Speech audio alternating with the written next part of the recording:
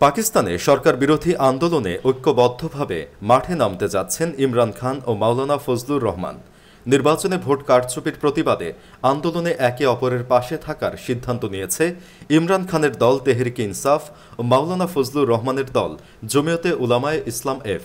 এক টেলিভিশন টক শোতে এ কথা জানান তেহরিকে ইনসাফের মুখপাত্র রৌফ হাসান। রৌফ হাসান বলেন, মাওলানা ফজলুর রহমানের সাথে আমাদের আলোচনা হয়েছে।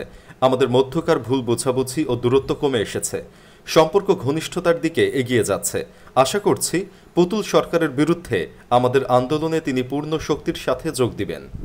তিনি বলেন, মূলত ইমরান খানের নির্দেশেই মাওলানা ফজলুর রহমানের সাথে ধারাবাহিকভাবে আলোচনা চালিয়ে যাচ্ছে তেহরিকে ইনসাফ। মাওলানা ফজলুর রহমানের দল জমিয়তের সাথে আমাদের সক্রিয় কর্মমুখী সম্পর্ক স্থাপিত হয়েছে। আমরা তাদের সরকার বিরোধী আন্দোলনগুলোতে পূর্ণ সমর্থন দিব এবং তারাও আমাদের আন্দোলনে সমর্থন দেবে। এক প্রশ্নের জবাবে তেহরিকে ইনসাফের মুখপাত্র রৌফ হাসান বলেন, হতে পারে আগামীতে ইমরান খান ও মাওলানা ফজলুর রহমান একত্রে সংবাদ সম্মেলনও করতে পারেন। ইমরান খান কারামুক্ত হলে এরও সম্ভাবনা আছে। এর আগে পার্লামেন্টে দেওয়া বক্তব্যে ইমরান খানের দল তেহরিকে ইনসাফের হাতে পাকিস্তানের ক্ষমতা তুলে দিতে সাবেক জোট সঙ্গীদের প্রতি আহ্বান জানিয়েছিলেন মাওলানা ফজলুর রহমান। ইমরান খানের কট্টর বিরোধী হিসেবে পরিচিত মাওলানা ফজলুর রহমানের এমন বক্তব্যে পাকিস্তান জুড়ে তোলপাড় সৃষ্টি হয়েছে। মাওলানা ফজলুর রহমান বলেছিলেন, আমি শাহবাজ শরীফ ও বিলওয়াল ভুট্টোকে বলবো, আপনারা জনগণের প্রতিনিধি হয়ে থাকুন, রাষ্ট্র ক্ষমতা ছেড়ে দিন, তেহরিকে ইনসাফের হাতে ক্ষমতা তুলে দিন, কেননা তারাই নির্বাচনে সবচেয়ে বেশি আসন লাভ করেছে। এটি তাদের প্রাপ্য।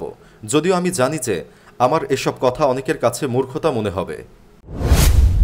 তুরস্কের প্রেসিডেন্ট রজব তাইয়েব এরদোগানের সাথে সাক্ষাৎ করেছেন ইমারাতে ইসলামিয়া আফগানিস্তানের হজ ও ওয়াকফ মন্ত্রী মুফতি নূর মোহাম্মদ সাকিবের নেতৃত্বে আলেমদের একটি প্রতিনিধি দল।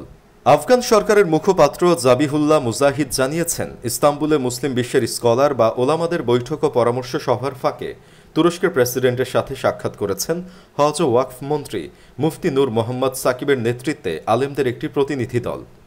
সাক্ষাৎকালে মুফতি নূর মোহাম্মদ সাকিব বিশ্বের গুরুত্বপূর্ণ আলেম ওলামাদের নিয়ে পরামর্শ সভা আয়োজনের জন্য প্রেসিডেন্ট এরদোগানকে ধন্যবাদ জানান। আফগানিস্তান ভ্রাতৃপ্রতিম দেশ তুরস্কের সাথে সম্পর্কের উন্নয়ন ও সুসম্পর্ক বজায় রাখতে আগ্রহী বলে তিনি এরদোগানকে জানান। এছাড়া মুসলিম উম্মাহর সংকট সমাধানে তুরস্ক গুরুত্বপূর্ণ ভূমিকা পালন করবে বলে তিনি আশাবাদ ব্যক্ত করেন। এ বিষয়ে তিনি বলেন, মুসলিম বিশ্ব, বিশেষত ইমারাতে ইসলামিয়া আফগানিস্তান চায় যে মুসলিম উম্মাহর সংকট ও সমস্যা সমাধানে তুরস্ক গুরুত্বপূর্ণ ভূমিকা পালন করুক। এ সময় এরদোগান আলেমদের পরামর্শ সভায় যোগ দেওয়ায় আফগান ওলামা প্রতিনিধি দলের প্রতি কৃতজ্ঞতা প্রকাশ করেন। মুসলিম উম্মাহর কল্যাণ ও সংকট নিরসনে তুরস্ক চেষ্টা চালিয়ে যাচ্ছে বলে উল্লেখ করেন। আফগানিস্তানের নিরাপত্তা ও স্থিতিশীলতায় তালিবান নেতৃত্বাধীন সরকারের প্রচেষ্টার প্রশংসা করেন। বর্তমান আফগানিস্তানের পরিস্থিতির উপর সন্তোষ প্রকাশ করেন।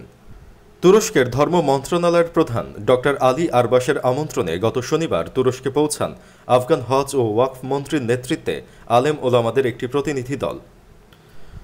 মুসলিম উম্মাহ, বিশ্ব মানবতা ও ইসলামিক স্কলার বা আলেম ওলামাগণ বর্তমান বিশ্বে যেসব হুমকি ও চ্যালেঞ্জের মুখোমুখি হচ্ছেন তা মোকাবিলার পথ খুঁজে পেতে এই পরামর্শ সভার আয়োজন করেছে তুরস্ক। ইসলাম ও বাস্তবতার নিরিখে এসব চ্যালেঞ্জ মোকাবেলায় মুসলিম বিশ্বের আলেম ওলামাগণ সভায় তাদের সুচিন্তিত মতামত তুলে ধরেছেন।